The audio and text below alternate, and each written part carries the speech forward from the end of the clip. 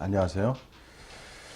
오늘 이제 50회차가 되었습니다. 이제 오늘 말씀은요, 마태복음 9장 18절에서 26절까지의 말씀이 되겠습니다. 18절부터 읽겠습니다. 예수께서 이 말씀을 하실 때 한 직원이 와서 절하고 가로되 내 딸이 방장 죽었사오나 오셔서 그 몸에 손을 얹으소서 그러면 살겠나이다 하니. 이제 이 말씀을 하실 때는 이제 그 전 장면이 있었죠. 새 포도주는 새 가죽 부대에 담아야 된다. 이제 그 말씀을 하시고 나서 이제 그 다음으로 이제 이어지는 장면이에요. 그때 여기서 이제 한 직원이 왔다고 그랬는데 이 직원이란 말은 영어로 룰러인데 이거는 일종의 뭐 통치자, 지배자, 군주자란 뜻이 있는데 마가와 누가는 이 사람을 회당장이라고 해요. 회당장 야이로라고 기록하고 있습니다. 그래서 아마도 이건 회당장이라고 보는 것이 맞는 것 같습니다. 그래서 그 직원이 와서 절하고 가로되 내 딸이 방장 죽었다는 것은 이미 죽었다는 표현이잖아요. 근데 이 헬라어 이제 그 원문에 보시면 이게 완전히 죽었다는 그 뜻은 아니고 그 뜻만 있는 것이 아니고 뭐 이제 죽어가고 있다, 이제 죽었다 이런 어떤 현재적 의미가 있어요. 그래서 우리가 이거는 마치 뭐와 같냐면 거의 이제 아이가 뭐 거의 죽게 된 것이죠. 그래서 이 아버지가 예수님께 왔을 때는 이미 죽었을지도 모르는 그러한 일종의 절박한 그 상황을 표현하고 있는 거예요. 그래서 누가와 마태복음 보면은 이제 거기에서는 이제 죽지 않았다고 나왔지만 이제 마태는 죽었다고 한 이게 약간 좀 혼동이 있지만 사실은 이 혼동 속에서는 그 아이가 거의 뭐 죽게 된 그러한 지경 그리고 아버지의 아주 절박한 심정 그러한 것이 이렇게 내포되어 있는 그러한 말씀입니다. 뭐 이제 거의 희망이 없는 거죠. 그러니까 자기가 집을 떠났을 때는 살아난 것 같아도 이미 죽은 거야. 이제 더 이상 살 수 없어. 그리고 거의 아버지 심정에는 딸이 죽은 거야. 그러니까 너무 절박하니까 예수님에게 그 도움을 청하려고 온 거죠. 그런 상황을 우리가 예상할 수 있습니다. 그래서 그 몸에 손을 얹으소서. 이 손을 얹는다는 것은 이제 고대 어떠한 하나의 어떤 의식 같은 것이고요. 그리고 선지자들도 때로는 사람 몸에 손을 대기도 했어요. 근데 어떻게 보면 이제 손을 댄다는 것은 좀 주술적인 또 그러한 요소가 있습니다.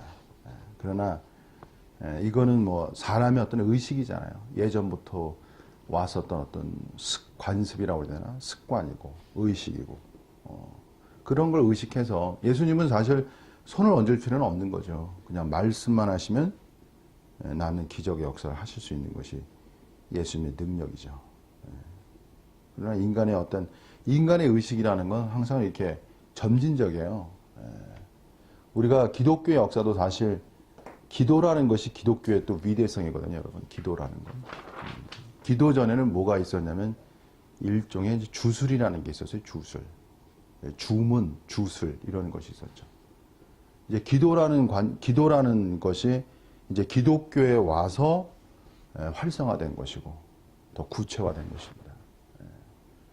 기도가 갖는 하나의 특징적 요소는 뭐냐면요. 일방적인 것이 아니에요, 기도는. 주문과 주수는 어떤 외워서 하는 어떤 일방적인 거잖아. 기계적인 것이고.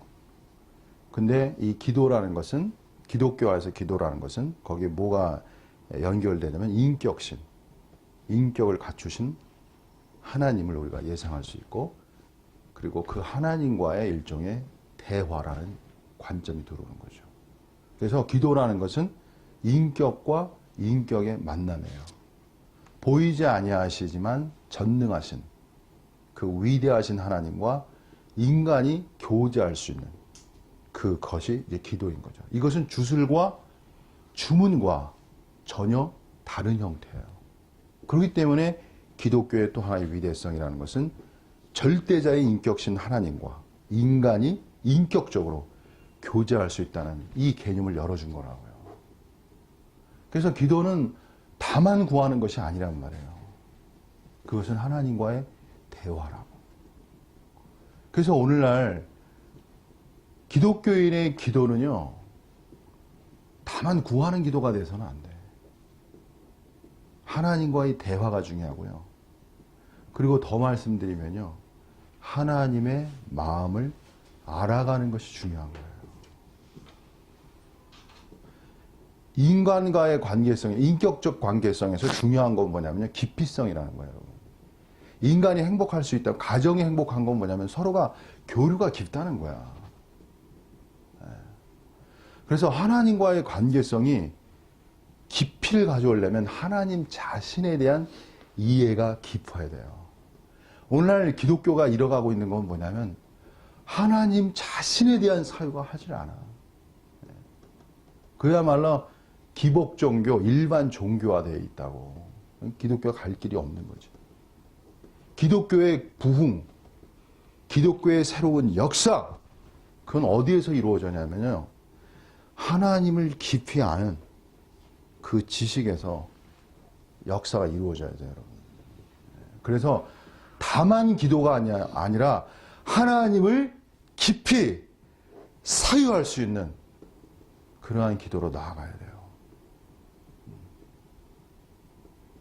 오늘 이 땅에서 중요한 문제가 뭐냐면요, 여러분. 우리는 이제 여기서 제가 좀 새 창조에 대해서 좀 말씀드릴게요. 왜냐하면 제 미래 펜타 신학에서 중요한 과제가 뭐냐면 이제 새 창조라는 개념이에요. 이 새 창조에서 우리가 자, 하나님과 인간의 관계성이 있잖아요. 그죠? 관계성이 있다고. 근데 많은 문제, 이 땅의 많은 문제는요, 하나님과 인간의 관계성에서는 별 문제가 없는 거야, 사실은. 누가 가운데 낀 거야? 사단이 낀 거야, 사단.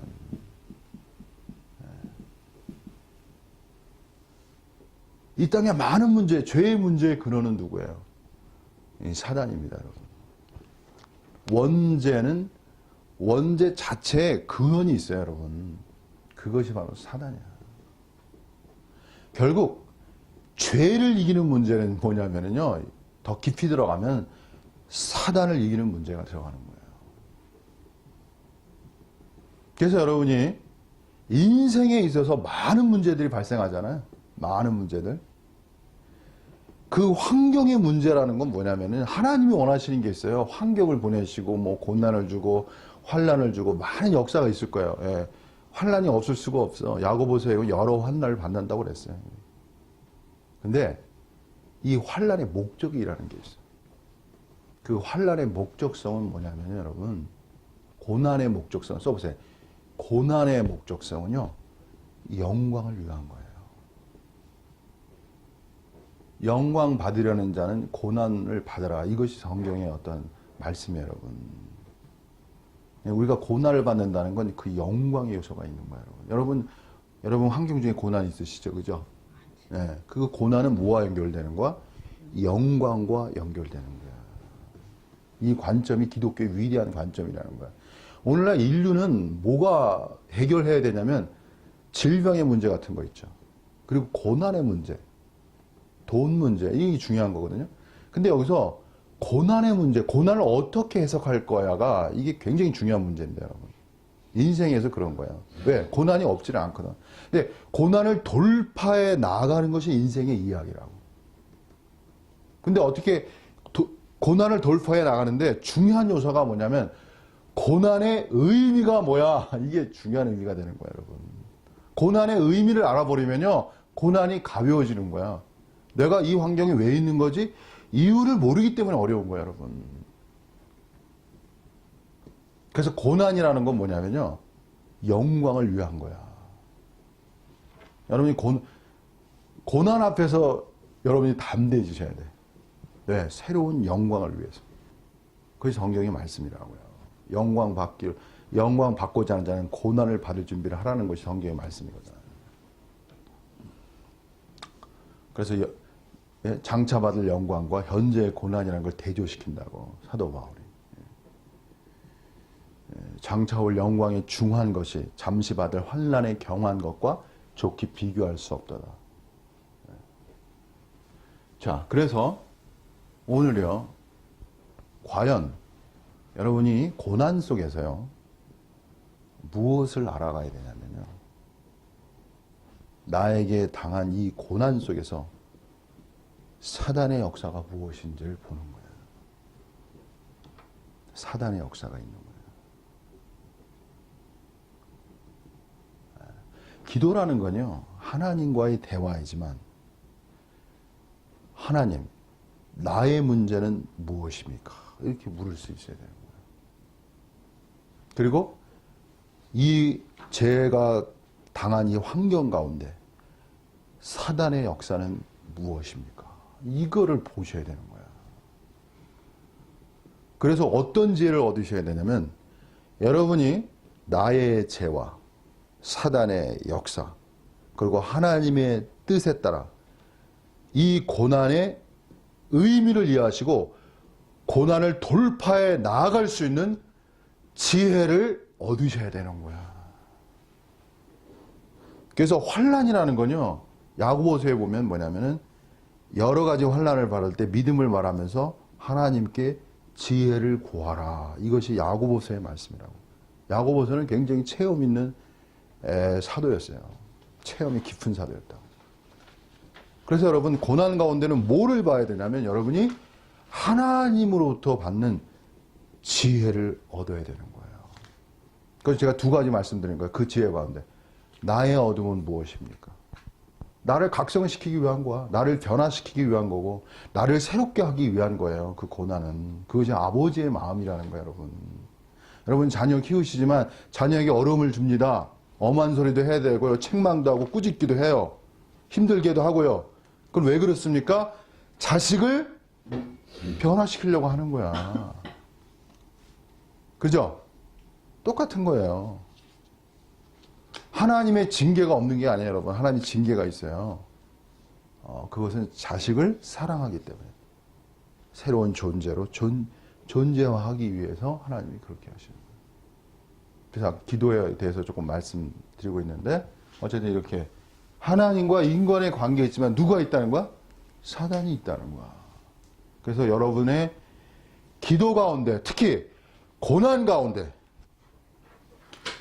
그 고난의 의미를 아셔야 되는데, 거기서 여러분의 죄와 사단의 역사를 간파해내셔야 돼요. 저는 최근에 이제 오늘 뭐 말씀이 길어졌는데, 최근에 어떤 문제가 있었어요? 어렵더라고. 근데 아까 나중에도 말씀드렸지만, 그러니까 성도에게 중요한 게 뭐냐면요. 오늘 이제 말씀을 할까, 믿음에 대해서 이제 오늘 믿음에 대한 것이 하나 초점이거든요. 그럼 먼저 말씀드릴게요. 믿음에 대해서. 믿음이라는 건 뭐냐면요. 믿음이라는 건 보이지 않는 하나님, 그리고 하나님의 세계를 일종의 실체화하는 거야. 믿음이라는 거야. 보이지 않는 것을 실체화할 수 있는 유일한 길은 인간에게 가진 게 뭐냐면 믿음이에요. 그래서 믿음을 이해하려면요, 믿음을 이해하시려면은 뭐와 대조를 이루냐면 깨달음이라는 개념을 대조를 시켜야 돼요. 깨달음. 믿음만 갖고는 믿음이 얼마나 위대한지를 몰라요, 여러분. 그래서 믿음이 얼마나 위대한가를 이해하려면 깨달음이라는 걸 이해하셔야 돼요. 그죠? 대표적인 깨달음의 종교가 바로 불교라는 거예요. 기독교는 대표적으로 뭐예요? 믿음의 종교라고. 그럼 왜 이제 어차피 저는 목사이기 때문에 이제 믿음의 위대성을 얘기해야 되잖아요. 그죠? 불교 신자 들을지는 모르겠지만. 자, 왜 이 믿음과 깨달음이 다른가? 하나님의 세계는요, 하나님의 세계는 뭐냐면, 이거는 초이성의 세계예요. 그리고 초자연의 세계예요. 다시 써야 됩니다.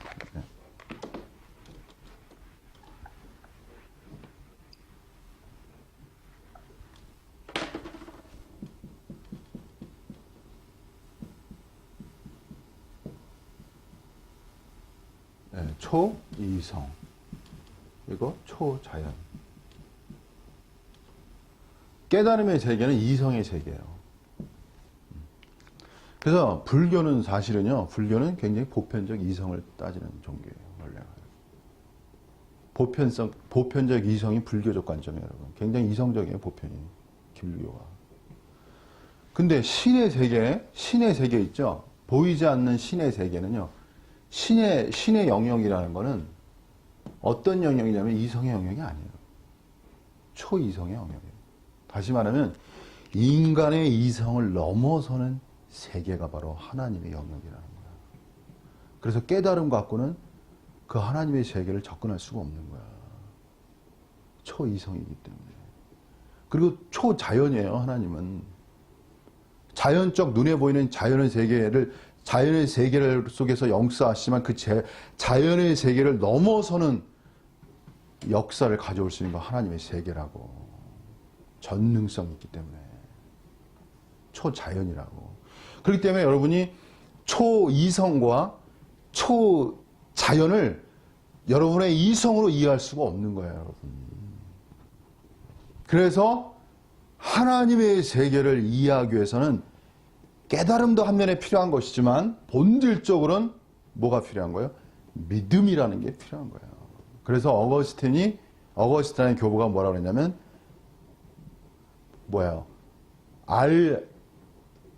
믿어야 안다는 개념을 말한 거예요.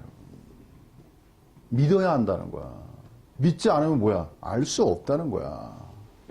그래서 신앙이 놀라운 건 뭐냐면요. 맨 처음에는 이해가 안 돼. 성경 말씀도 어떻게 이해가 안 돼, 맨 처음에. 진짜.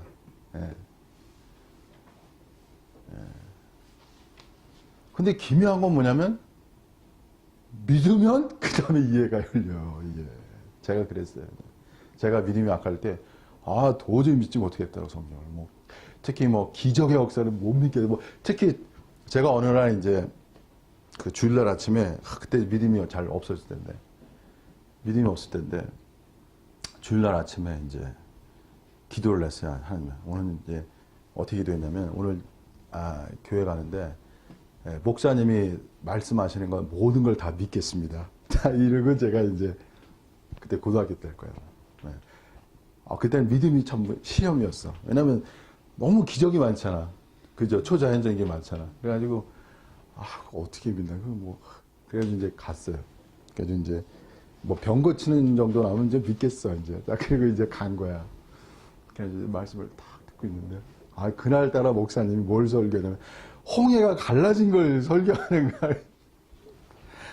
병 고친 걸 내가 좀 믿겠는데 홍해가 어때? 바다가 갈라져.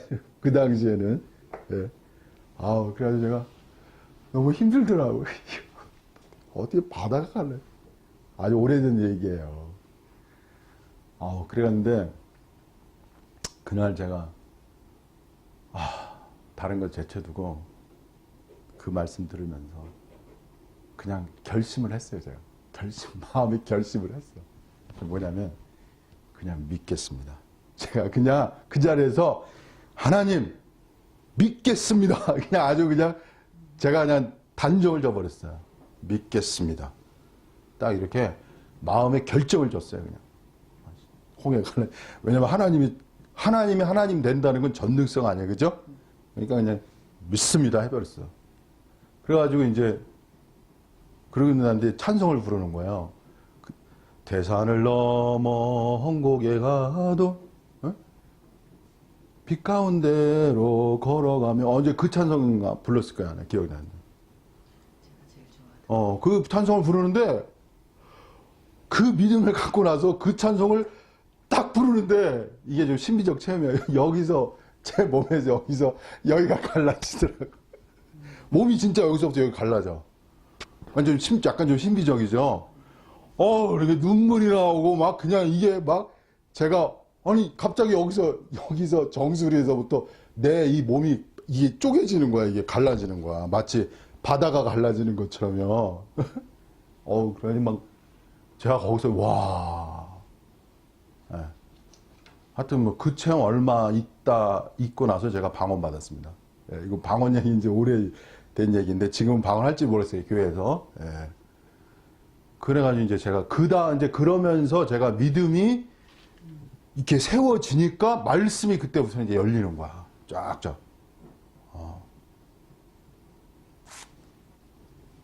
자. 그래서 아까 이제 다시 넘어와서요. 예. 그래서 여러분 제가 교회 생활하면서 옛날에 그 장로님이 너무 어려워하더라고. 너무 이성적이니까. 예? 너무 이성적이니까 말씀이 안 들어오는 거야. 그러니까 오늘 제가 그분이 이 유튜브를 들을지 모르겠지만 말씀드린다면 어거스틴의 말씀, 어거스틴의 말 뭐예요? 예? 믿어야 안다는 얘기야. 믿어야 이해된다는 얘기지. 그래서 어거스틴이 유명한 교부예요. 예. 그런 구조거든. 하나님의 세계는 초이성과 초자연의 세계이기 때문에 이성이 따라갈 수가 없어. 한계적이야. 그렇기 때문에 믿음이 있어야 그 다음부터 이해가 오는 거예요. 그런 구조예요, 기독교가. 그리고 이제 믿음이라는 건 아까 말씀드렸지만 실체잖아요. 이건 뭐가 되냐면 하나님에 대한 실체성이에요. 눈에 보이지 않는 하나님을 뭐로 실체화할 수 있어? 믿음의 영역이에요. 그 다음에요, 여러분이 이제 신앙생활에서 중요한 게 뭐냐면요, 하나님이 일단 실체화가 돼야 돼. 하나님이 계셔야 될 거 아니야, 그죠? 하나님이 존재하시고 있다라는 게 전제돼야 되잖아요. 그 다음에 중요한 게 뭐냐면요, 실체화가 된 다음에 중요한 게 뭐냐면 신앙생활에서 중요한 게 관계성이라는 거예요. 관계성이 형성되는 거예요. 거기서 하나님의 관계성이 형성되는 거예요. 그래서 하나님이 실체화되고 하나님의 관계성이 형성되면서 그리스도인은요, 하나님으로부터 이제 능력을 얻는 거예요. 그 믿음이. 세상을 살아갈. 그래서 그 요한서신에 보면 뭐라고 그랬어요? 세상을 이기는 것은 믿음이란 말을 한다고. 그래가지고 하나님과의 관계성이 있다는 건 뭐야? 하나님과의 관계성이 형성되었다는 건 그 속에 하나님에 대한 믿음이 세워졌다는 얘기예요. 여러분, 이것이 여러분의 생활 가운데 형성이 돼야 돼요. 그 믿음이 위대한 거야. 믿음이 없으면 이게 하나님과의 관계성이 안 돼, 실체적으로. 그 다음에 이제 말씀드리고 싶은 건 뭐냐면, 어떤 환란이 와, 어떤 시험이 와, 어떤 환란과 시험이 올 때요, 믿음이 문제가 돼. 믿음이. 그렇게 돼 있어요, 구조. 믿음이 흔들려. 누구에 대한 믿음이? 하나님에 대한 믿음이 흔들려. 하나님이 살아계신 거야. 하나님이 나를 지금 돌보고 있는 거야. 하나님이 역사하시는 거야. 하나님이 이렇게 할 수 있어? 원망이 나오고. 아주 막 힘들어져. 그래가지고 보세요. 믿음이 연약해서, 믿음이 약해서 하나님과의 관계성에 문제가 생길 때 그때 뭐가 오는 거야?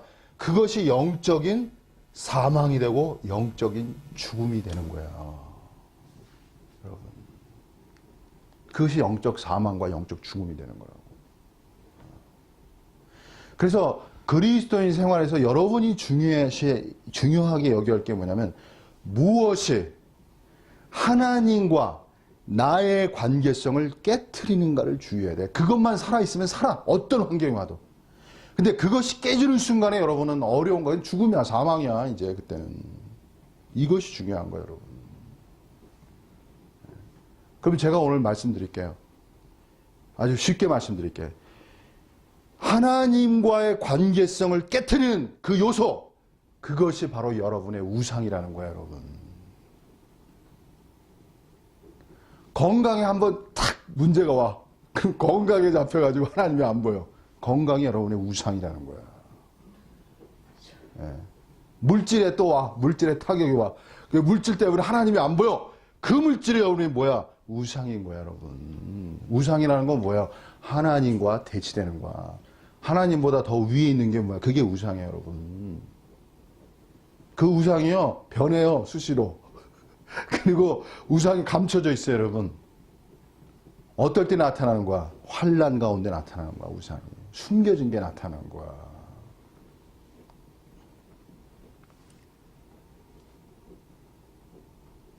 그래서 그리스도인의 생활이라는 것은 오늘 제가 썼지만 어떤 생활이야? 믿음의 생활이라는 거야. 믿음의 생활. 다시면 믿음의 싸움이라는 거야. 그래서 디모데전서 6장 12절에서 믿음의 선한 싸움을 싸우라. 영생을 취하라. 4페이지에 있어요. 영생은 어디에 있는 거야? 영원한 하나님의 생명은 믿음 속에 있는 거야, 여러분. 아까 제가 하나님의 관계성이 떨어지면서 사망과 죽음이라고 그랬죠? 이게 생명 관계가 떨어지는 거야. 믿음이 약해지면. 영생을 취할 수 있어. 여러분, 영생이란 생명이 여러분 속에 들어와야 인생에서 이겨나갈 힘이 있는 거야. 생명력이 있는 거라고. 누가 그걸 잡고 있어? 믿음이 갖고 있는 거야, 믿음이. 오늘 이제 믿음에 대해서 이제 얘기하는 거야. 어차피 오늘 내 믿음이 너를 구원했다는 말씀이기 때문에. 그래서요, 그리스도인의 길이라는 건 뭐냐면요, 끊임없이 여러분 속에 숨어 있는 우상을 격파해 나가는 거야. 우상이라는 건 뭐냐면 하나님이 아닌 거야.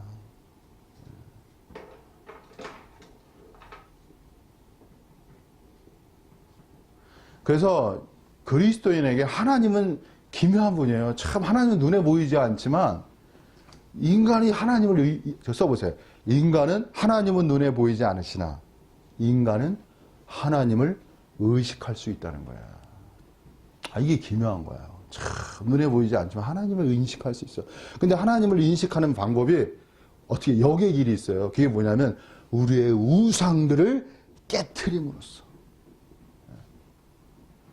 그래가지고 이스라엘 민족이 광야 40년 동안 고생했잖아요. 그죠? 네? 그 40년 동안에 그들은 훈련받는 거야. 하나님이 아닌 것들, 하나님을 벗어난 모든 존재를 제거해 나가는 것이 광야 생활이었다. 이게 영적인 이야기입니다. 이게 눈에 보이지 않는. 이게 영적인 이야기는 성령이 가르치셔야 돼. 성령이 아니면 이게 무슨 소리인지 못 알아들어요. 그래서 제가 오늘 이렇게 말씀 전하지만요, 이게 성령이 아니면 이게 무슨 말인지 못 알아들어요. 일종의 세상 사람들, 중생하지 않은 사람들은. 중생이라는 건 뭐냐면, 써보세요. 중생이라는 것은 하나님을 이해하는 능력이라고. 하나님을 의식할 수 있는 거예요. 중생이라는. 중생이라는 게 일종의 거듭남이거든요. 하나님 나라를 보는 것이고요. 하나님을 인식할 수 있는 거예요. 이게 기묘한 거예요. 여러분이 인생에서 아무리 힘들고 어려워도요, 하나님을 인식할 수 있고 하나님과 임마누엘 함께 할 수 있다면 여러분 이겨나갈 수 있어요. 인간의 위대함이에요. 에피크루스 그 철학자들의 위대한 말이 뭐냐면 인간은 고난 중에도 행복할 수 있다는 말을 했거든요. 인간은 고난 중에도 행복할 수 있다. 나는 에피크루스 학파를 공부하면서 참 멋진 말이다. 인간은 행복이라는 고난 중에도 행복했다는 말. 근데 그리스도인은 뭐예요? 하나님을 의식하고 하나님과 임마누엘 될 수 있다면 그게 맞는 거예요. 사도 바울의 말이. 고난 중에도 감사할 수 있고 고난 중에도 기뻐할 수 있고 고난 중에 더 전진해 나아갈 수 있는 거예요. 그것이 그리스도인의 신앙의 비밀이라고 해요. 그래서 여러분이 힘을 얻으세요. 하나님을 의식할 수 있고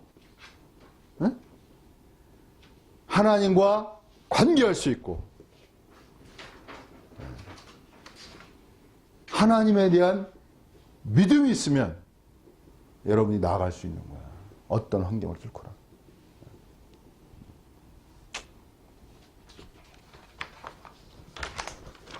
자, 그 다음에 계속 말씀으로 돌아가겠습니다.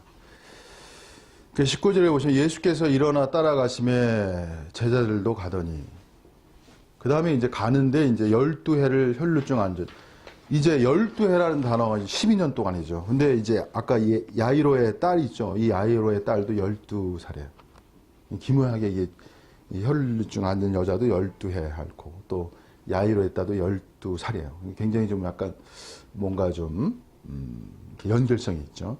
그래서 어떤 사람들은 이제 야이로에 따른 이제 유대인으로 이제 비교하고 그다음에 혈루증 앓는 여인은 이제 이방인으로 비교해요. 그렇게 해석하는 것도 있어요. 자, 어쨌든 그 다음에 이제 혈루증 앓는 여자가 예수의 뒤로 와서 그 겉옷가를 만지니 혈루증이라는 건 뭐냐면 유출병이란 말이에요. 유출병이라는 것은 피가 멈추지 않고 흐르는 병이라고. 그래서 레이기에 보면은 이제 이 유출병은 부정한 병이에요. 그래서 격리를 시켜. 그래서 그 사회에서 격리된 존재라고. 그래서 이 사람은 공개적으로 나올 수 없는 존재야. 공개적으로. 그래서 예수님 앞에 가감히 나올 수 없는 거야. 부정한 여인이라. 그래서 어디 갔어? 예수님 뒤로 가는 거야. 뒤로 갔어. 나갈 수도 없고. 그러니까 참 저는 여기서 이 여인이 이제 다른 성경에 보면은 이제 뭐가 있냐면 치료를 받으러 여러 군데 갔다는 그런 암시적 말씀이 있어요. 이 성경 아니고. 그러니까 이 여인이 유출병을 치료하려고 엄청 노력했어요. 여기도 가고 저기도 가고. 예? 여러분 그런 경우 많으시죠? 어떤 문제에 걸리면 여기도 가고 저기도 가고 막 다 하죠. 근데 안 된단 말이야. 그래서 최종적으로 이제 예수님 앞에 온 거야. 그러니까 이 10이라는 숫자를 갖다가 성경에는 완전 숫자라고 그래요. 완전 숫자. 상징성이 있어요. 완전 숫자. 10이라는 숫자를. 그러니까 이 여자는 이 여자는 정말 고난이 많은 거지. 시련이 많은 거고. 그래서 여러분 이제 고난이라는 것도 어떻게 보면 고난이라는 것도요. 좀 긍정적 차원에서 채워져야 돼. 시기가 채워져야 돼. 적극 차원으로 말하는 거예요. 고난 다 싫어하지만 고난이라는 것도 이게 채워져야 돼요.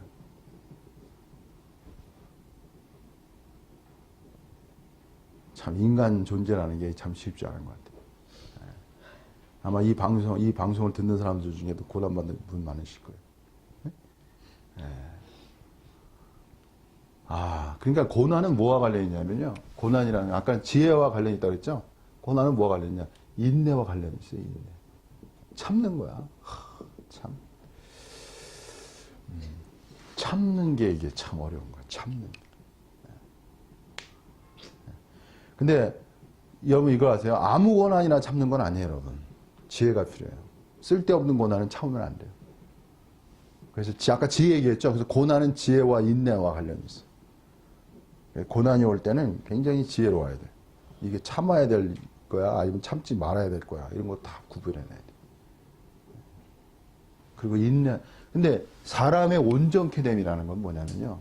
그 사람의 인격의 온전케 됨은 인내와 관련이 있어요. 참는 거예요, 여러분. 그래서 얼마나 많이 참을 수 있느냐가 그 사람의 성장의 원래가. 그래서 사도 바울은 사랑장 얘기하면서 사랑은 뭐야? 예? 오래 참는다는 말 한 거예요. 오래 참는다. 그러니까 오래 참을 수 있는 것이 능력이라는 거예요, 원래.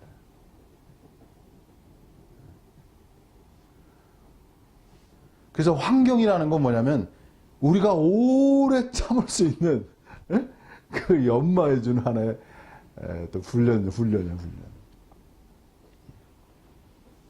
그리고 학생들 공부하는 거 있죠? 그거 오래 참는 거예요, 여러분. 누가 오래 참느냐, 결정판이야, 그게. 장사하는 거 있죠? 그거 다 오래 참는 거예요. 가르치는 거 다 오래 참는 거야. 직장 생활하는 거 다 오래 참는 거예요, 본질을 보면. 누가 오래 참을 수 있느냐? 누가 오래 견딜 수 있느냐? 그 사람이 그 능력이야, 거기가. 이 여인은 정말 오랜 시간, 아마 12년이라는 건 여러분 작은 세월이 아니에요, 여러분. 그리고 여러분 이렇게 생각하세요. 내가 오래 참았다면 그 결과가 큰 거야. 이렇게 생각하시면 돼요. 아까 고난은 뭐와 연결된다고요? 영광과 연결된다고 그랬죠? 고난이 크면 뭐가 큰 거야? 영광이 큰 거야, 여러분. 그렇게 생각하시면 돼요. 자, 그 다음에 그 겉옷가를 만져 이는 제 마음에 그 겉옷만 만져도 구원을 받겠답니다. 아까 여기서 몸을 얹으라는 말도 있고 겉옷만 만져도 구원을 얻는다. 이게 다 어떻게 보면 주술적인 거예요. 고대 어떤 주술적인 그런 거예요. 근데 22절에 보시면 예수께서 돌이켜 그를 보시며 가라사대. 자, 예수님은 참 아는 게 있었어. 뒤에 가가지고 이 옷깃을 만졌는데 이 자그만 어떤 거거든요. 전혀, 그리고 군중들이 많았기 때문에 이게 의식하기가 어려웠어요. 예수님은 금방 하신 거야. 다른 성경에 보면 이게 쉽게 감지할 수 없는 상황이었다고. 근데 예수님은 여기서 말하신다고. 능력이 나갔다고 말하거든. 예수님이. 능력이 나갔다고. 다른 성경에 보면. 여러분, 능력이 나간다는 거야. 그래서 어떤 신령한 영적 체험에 있으면 이게 능력이 나가는 걸 또 우리가 체험할 수 있는 거죠. 능력이 나가는 거. 그래서 따라 안심하라. 내 믿음이 너를 구원하였다 하시니. 믿음이 이제 구원이에요. 오늘 제가 믿음에 대해서 설명했죠. 그리고 믿음에 대해서 제가 또 하나만 더 설명하겠습니다. 데살로니가 전서 2장 13절 4페이지에 있어요. 데살로니가 전서 2장 13절에 보시면 이러므로 우리가 하나님께 끊임없이 감사하면 너희가 우리에게 들은 바 하나님의 말씀을 받을 때 사람의 말로 받지 아니하고 하나님의 말씀으로 받음이니 진실로 그도하도다. 이 말씀이 또한 너희 뭐예요? 믿는 자 속에 가운데서 어떻게 한다고? 역사하느니라. 그래서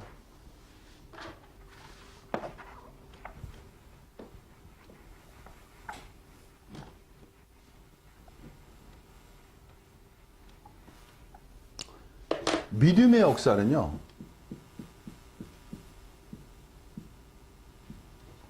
말씀을 듣는 것과 관련이 있어.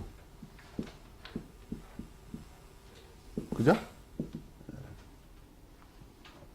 이 말씀을 또한 너희 믿는 자 속에서 역사한다고 그랬잖아요. 그래서 말씀을 듣는 가운데 말씀을 들음으로써 믿음이 오고 이 믿음이 역사를 가져오는 거예요. 그렇게 돼 있어요.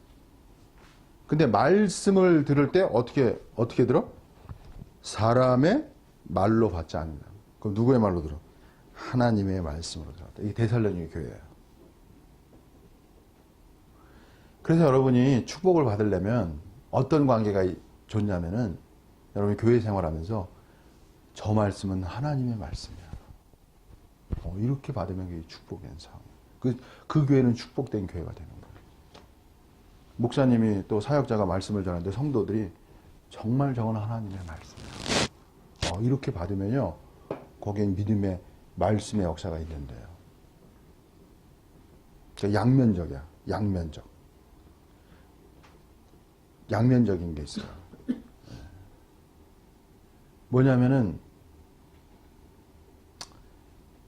하나님의 말씀이 이제 다른 성경이 이제 사도행전에 보면은 바울의 말씀을 듣고 이게 하나님의 말씀에 그러한가 이렇게 일종의 그러한가를 살폈다는 말씀이 있거든.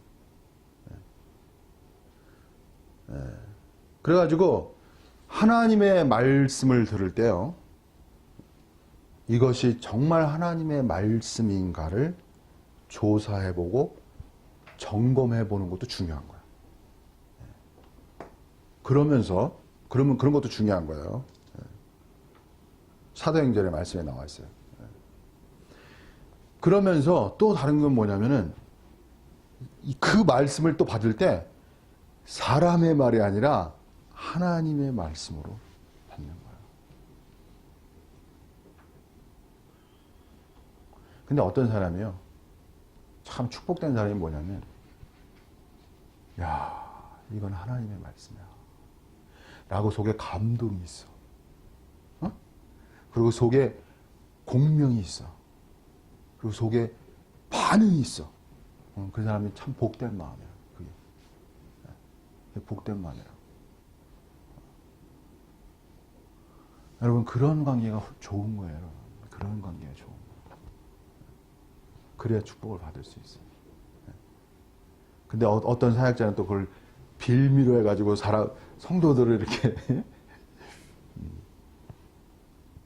자기 수하로 만들면 안 되겠죠. 그건 아니죠. 그러나 어쨌든 그래야만 하나님의 말씀을 사람의 말로 받지 않고 하나님의 말씀으로 사람에게서 듣지만 그렇게 들을 때 이제 역사가 있다는 거죠. 그 다음에 계속하겠습니다. 23절. 예수께서 그 직원의 집에 들어가서 피리 부는 자들과 헌화하는 무리를 부르시고, 이제 피리 불었다는 건 뭐냐면, 이제 그 당시에 유대인 풍습에 의하면 이제 사람이 죽게 되잖아요. 그러면 이제 피리 부는 자가 와요. 그래서 최소한 2명의 피리 부는 자가 있고, 그 다음에 또 곡하는 여인을 불러요. 울어주는 거야, 대신. 이게 유대인의 풍습이었어. 그래가지고 이제 피리 부는 자가 왔고, 그 다음에 헌화한다는 뜻은 뭐냐면 노이즈 영어로, 다시 말하면 시끄러운 무리들이야. 막 이제 뭐 떠들고 그러겠죠. 막 거기에 떠들었다는 거, 어디서 뭐 애곡도 하고 완전히 난리가, 이제 슬픔을 표현한 거. 그래서 유대인들의 그 죽음에 대한 어떠한 그 의식이라는 건 굉장히 노골적으로 이렇게 슬픔을 표현하는 그런 문화였어요.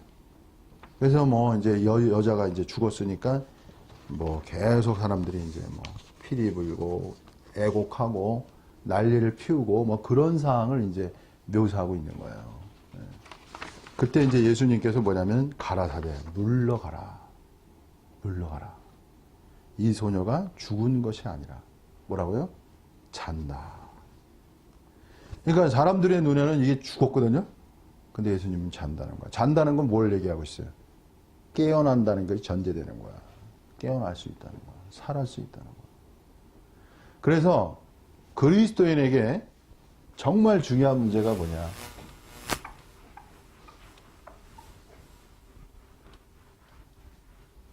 인간에게 진짜 본질적으로 중요한 문제가 뭐냐?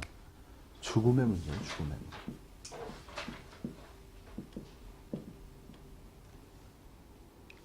인간을 가장 슬프게 하는 것, 인간이 가장 극복해야 할 것, 그게 뭐야? 그 죽음이에요, 여러분.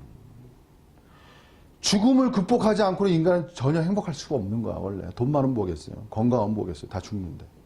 그렇죠? 그래서 하나님 되시는 중요한 요소는 뭐냐면 인간의 죽음의 문제를 해결할 수 있어야 되는 거야. 그래서 기독교에서 그 위대한 단어가 뭐예요? 바로 무슨 단어야? 부활이라는 단어가 중요한 단어야. 부활. 여러분, resurrection. 부활이 중요한 거예요. 그래서 그리스도인들은요, 죽어도 어떤 존재가 되는 거야? 다시 사는 존재가 되는 거야. 이것이 부활이란 말이야. 여러분이 죽어도 없어지는 게 아니고 다시 새롭고 강건한 몸으로 영원히 살 수 있는 몸으로 변화된 몸으로 다시 태어나는 거야. 이것이 기독교가 말하는 거예요. 이러한 것이 복음이 되는 거야, 여러분. 이것이 인간을 기쁘게 하는 거야. 이것이 복음이라니까요. 제가 지금 말한 게. 이거보다 더 기쁜 복음이 어디 있어요? 우리가 영원히 산다는데. 다시 죽지 않는 몸을 가지고 여러분이 산다는 거예요. 아멘? 아멘 안 하세요? 아멘? 아멘 하세요? 이러지 않으면 뭐하러 나오세요, 여러분? 제가 이러지 않으면 이 길을 내가 왜 가요? 어떠한, 제가 그랬잖아요. 아무리 큰 고난이 와도, 부활 앞에 다시 산다고 영원히 사는데, 이 땅에, 그래서 여러분이 중요한 건, 이 땅의 관점에 여러분이 갇히지 마세요. 예? 여러분, 그리스도인의 영성이라는 게 있는데, 영성, 보세요, 여러분. 영성이라는 게 있어요, 그리스도인. 영성이요, 현실, 도피, 회피, 빨리 쓰는데, 내세 지향이라는 관점이 있어요. 내세 지향성이 돼가지고 현실을 도피하거나 회피하면 안 돼요. 그리스도인이. 이렇게 하면 안 돼요. 그러나 또 다른 면이 있어요. 그게 뭐냐면은 내세를 보면서 현실에 또 갇혀서는 안 된단 말이야. 여러분. 이런 양면적 관점을 잘 이해하셔야 돼요. 현실만 보지 마시라고. 현실에 갇히시면 안 돼요. 현실을 도피하고 현실을 외면하라는 것이 아니라 현실의 관점에 갇혀서는 안 된다고. 여러분 자유를 얻으셔야 돼. 내세를 보고. 그래야 여러분이 영이 가벼워지는 거야. 마음이 가벼워지는 거야. 새처럼. 그래야 힘차게 나아갈 수 있는 능력을 얻는 거야, 여러분. 이 눈에 보이는 현실에 갇히지 않고. 자, 그 다음에요. 이제 부활. 이거 이제 몸의 부활이란 말이야. 몸의 부활. 예? 몸의 부활. 그래서 그리스도인에게는 몸의 부활이라는 게 있어요. 몸의 부활. 부활되는 거야. 그 다음에 하나 더 말씀드릴게요. 그건 뭐냐면요. 이 부활의 능력,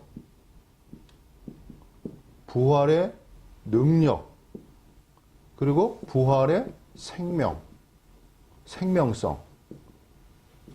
이거를 여러분이 현재에 체험할 수 있다는 거야. 현재에서 체험할 수 있어. 어떻게 체험할 수 있어? 고난을 이겨나갈 수 있는 것이 부활의 능력이라는 거야. 고난은 뭐와 함께 가는? 죽음과 함께 가요, 여러분. 고난이 오면 사람이 죽고 싶어요. 살고 싶지가 않아요. 에?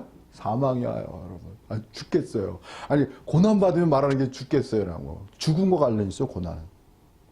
그래서 고난을 이겨나간다는 건 뭐야? 거기에 부활의 능력이 여러분 속에서 역사하는 거야. 그래서 그리스도인들은 이거 아셔야 돼요. 부활의 능력이 여러분의 분깃이라는 걸 알아야 돼. 나의 것이라는 걸 알아야 돼. 하나님이 주신 것이라는 걸 알아야 돼요. 이렇게 알고 싸워야 돼, 사단과. 하나님이 주신 걸 알고 싸워야 되는 거야. 그것이 나의 것이야. 하나님이 우리에게 주고자 하는 것이에요. 그래서 사도 바울이 허다한 고난을 많이 받았지만 우겨쌈을 쌓여도 쌓이지 아니하며, 에? 그게 사도 바울의 말이에요, 여러분. 왜? 질그릇에 뭘 가졌다는 거야? 써보세요. 질그릇에 보배를 가졌기 때문에 그런 거예요. 여러분이 질그릇이라는 거야. 질그릇이라는 건 특징이 뭐냐? 연약하다는 거야. 깨지기 쉬워요, 여러분. 고난이 오면 눈물 나고 원망하고 막 화내고 그래요. 짜증나고. 그게 질그릇이라 그래. 근데 그것만 있는 게 아니야. 여러분 속에 뭐가 있어? 보배가 있어. 그리스도의 보배가 있다고. 견딜 수 있는, 넘어지지 않는 강력한 영원한 능력의 생명이 여러분 속에 있는 거예요. 이것이 여러분을 견디어 나가게 하는 거야. 여러분 인생이라는 건 뭐냐면요. 인생은 전쟁의 날이에요, 여러분. 전쟁의 날이라고. 이게 욥의 말이에요. 인생이 전쟁의 날이라고 그랬다고. 너무 깊은 말이야. 인생이 장밋빛 스카프 그게 아니야. 그죠? 그 꿈이야. 제가 텔레비 보면은 뭐 연애하고 뭐 장밋 저 속으로 그냥 그냥 소원이지. 겪어보세요, 인생이. 장밋빛 스카프가 아니라니까. 그죠? 냉혹함과 냉혹함이라고, 현실은. 거기서 근데 기묘한 건 뭐냐? 냉혹함 속에, 그러니까 그 폭풍우 치는 그 속에서 유유히 걸어 나가는 거야. 그 폭풍. 그래서 좋아하는 게 뭐냐면 파도 타기란 말이야, 파도 타기. 파도가 밀려와. 쫙 뒤에서. 근데 파도 타기란 말이야. 그래서 그 파도 타는 사람은 유유히 그걸 뚫고 나가는 거야. 그게 인생의 이야기예요, 여러분. 여기 다 앉아 있으시지만 다 남모른 고민도 있으시고 눈물도 있고 환경도 있고 답답함도 있고 초조함도 있고 다 그래요. 그죠? 그러나 그 속에서 여러분들 담대히 하나님을 의지하면서 전사와 같이 전진해 나가는 거예요. 오늘 제가 전사의 시대라고 그랬죠? 왜? 사단의 역사가 너무 날로 간교해지고 너무 치열해져. 더욱 세죠, 이 시대에 점점. 전사가, 여러분 전사의 영을 가져야, 예? 이게 또 여러분이 견딜 수 있는 힘이 된다고. 자, 그 다음에, 자, 그래서 부활이라는 거죠, 여러분. 몸의 부활을 여러분이 생각하셔야 돼요. 이것이 여러분에게 힘을 줘야 돼요. 그래서 이 땅에 말해요. 부활이라는 걸 모르는 사람은 불쌍한 사람들이야. 그죠? 이미 허무와 죽음과 사망이 그들을 덮고 있는 거야, 여러분. 그래서 기독교가 위대한 거예요. 부활이라는 게. 이 부활이 현재에서는 뭐야? 부활의 능력과 생명으로서 우리가 뭐 할 수 있다? 체험에 나아갈 수 있다는 개념이 열려야 돼. 요거에 대해서는 제가 나중에 더 구체적으로 말씀드릴게요. 그럼 부활의 능력과 부활의 생명 어떻게 체험하는 거야? 나중에 제가 또 때가 되면 말씀드리겠습니다. 자, 그 다음에 무리를 내어 보낸 후에 그냥 잔다 하니 저들이 비우다. 그래서 예수님의 역사가 있는 곳에요. 말씀이 있는 곳에 어떤 역사가 있어? 비우는 역사가 있어. 누구야? 불신자들이라고. 믿지 않는 자들은 비웃음밖에 안 돼. 근데 그 다음에 뭐야? 무리를 내어 보낸 후에. 하나님은요, 믿지 않는 자들은 내어 보내셔. 그들에겐 역사하지 않아. 그들은 내어 보내신다고. 그래서 하나님의 축복이 있으려면 여러분 믿음이라는 게 중요한 거야. 믿음이 있는 자에게 주님 보여주시는 거야. 증거를 보여주시는 거야. 그래서 믿는 자에게 뭐야? 역사가 일어나는 거야, 여러분. 믿음의 싸움이라는 걸 기억하세요. 그 다음에 예수께서 들어가서 소녀의 손을 잡으심에 일어난지라. 다른 성에 이제 많이 알죠. 달리다 굼 소녀여 일어나라. 달리다 굼 많이 들어봤죠? 네. 여기서는 그만 아니에요. 소녀 일어나 달리다 굼 노래도 있어요. 이 노래 참 많이 불렀는데 눈물 나 괜히 노래 불면. 왜냐하면 우리가 살아가는 게 일어나야 되는 상황이 많아. 우리가 죽은 것 같아. 어떤 환경을 만나면. 사람이 환경이 없을 땐 괜찮은데요. 환경이 일단 만나면 죽은 것 같은 거야. 일어날 기운이 없어. 그죠? 일어날 기운이 없어. 주님의 달리다 가면 필요한 거야. 일어나라. 주님이 일어나라. 이렇게. 그래야 돼, 일어나야 돼, 또. 그래가지고 그리스도인이라는 거는 뭐냐면 달리다 보면 역사야. 이게 쓰러져요. 쓰러질 것 같아. 예? 그래 다시 일어나는 거야. 그래서 여러분, 신앙이라는 건 뭐냐면 쓰러졌다가도 다시 일어나는 거야. 이게 반복하는 거야. 근데 영원히 쓰러지는 게 아니야. 잠깐 다시 일어나는 거야. 그리고 여러분이 다시 일어나면서 뭘 얻게 돼? 거기서 믿음이 강력해지는 거야. 더. 하나님의 하나님에 대한 믿음이 강력해지고 하나님에 대한 인식이 깊어지는 거야. 그리고 하나님의 세계가 더 열리는 거야. 더 힘을 얻어. 무릎에 힘이 얻어. 넓적다리가 중요하거든. 넓적다리가 인간에게 넓적다리가 강해지는 거야, 여러분. 허리가 강해지는 거야. 진리가 강해지는 거야. 그래서 인간은요 철과 같아. 단련할수록 강해지는 거예요. 환경이 없기를 원하지 마시고 환경을 돌파해 나가세요. 그래야 여러분 환경을 회피한다고 환경이 회피되는 게 아니야. 환경은 뭐야? 돌파해 나가는 거야. 아니 운동선수도 이게 강해지려면 스파링 상대가 좀 막 터지면서 이게 하면서 그러면서 그 사람이 실력이 느는 거야. 제가 배드민턴 치는데 운동 건강을 위해서 실력이 느는 거 뭐냐면은 부상과 관련이 있어요. 부상이 많을수록 실력이 늘어나는 거야. 그죠? 부상이 많을수록 실력이 늘어나는 거라니까. 부상을 또 극복해 나가는 거야. 그거야. 계속 일어나는 거야. 일어나라. 그 소문이 온 땅에 퍼지느라. 그래가지고 중요한 건 뭐냐. 나는 이랬으면 좋겠어요. 여러분이 그리스도 안에서 이러한 놀라운 역사를 체험하셔서 그 소문이 온 땅에 퍼졌으면 좋겠습니다. 우리 박수 한번. 자주. 정말로. 그래서 하나님의 영광이 나타났으면 좋겠어요. 그게 간증이 되는 거예요. 간증. 여러분의 산 간증이 되는 거예요. 살아있는. 그래서 복음 전파라는 건 증거로 이루어지는 거야. 간증으로 이루어지는 거야. 내가 체험해야 돼. 내가 증거가 있어야 돼.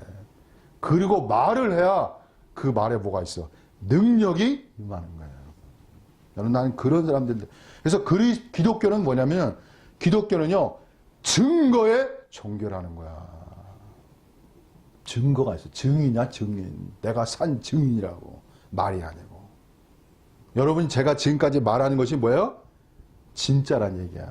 체험할 수 있다는 거야. 그래서 여러분이 오늘 말씀에 따라서 정말 혈루병 앉은 여자가 있다면 고침받는 역사가 있기 원하고, 죽은 자가 있다면 정말 다시 살아나는 증거가 있는 그러한 신앙, 삶이 있기를 바랍니다. 네, 마치겠습니다.